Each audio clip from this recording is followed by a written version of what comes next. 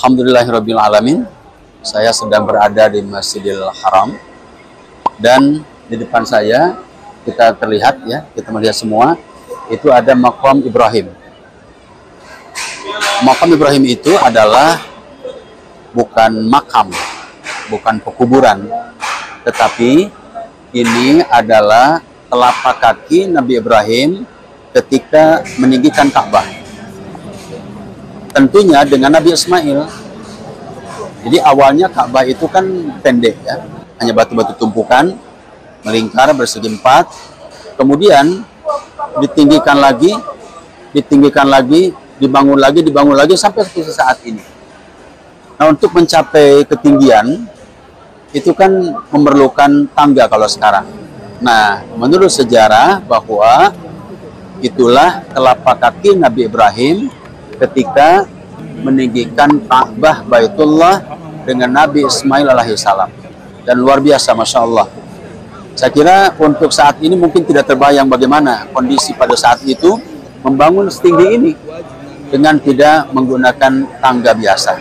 Tapi itulah kekuasaan Allah yang sangat luar biasa sehingga menjadikan beliau menjadi mudah untuk membangun Ka'bah, sehingga terdapat seperti ini. Sekarang sudah banyak renovasi dan subhanallah menakjubkan sekali.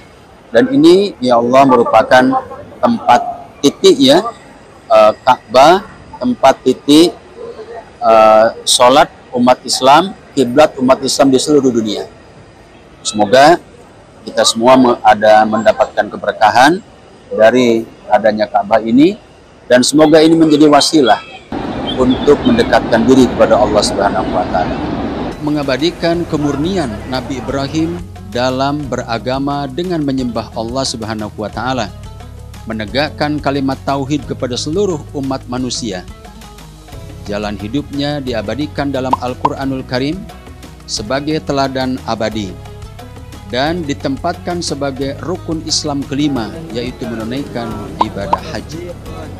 Tata cara ibadah haji diajarkan oleh malaikat Jibril.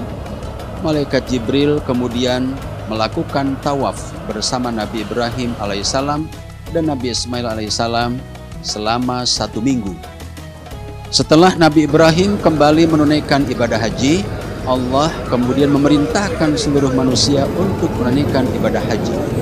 Hijr Ismail ini adalah dahulu tempat Nabi Ismail alaihissalam berada dengan atau tinggal dengan Sayyidah Hajar ketika ditinggalkan oleh Nabi Ibrahim ke Babilonia.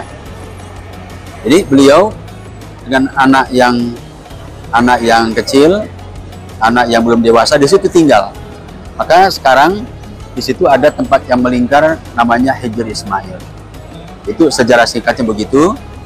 Kemudian kalau misalnya lebih panjang lagi, saya kira banyak pembahasannya, tapi secara singkat Hijr Ismail adalah tempat tinggal Sayyidah Hajar dengan Nabi Ismail.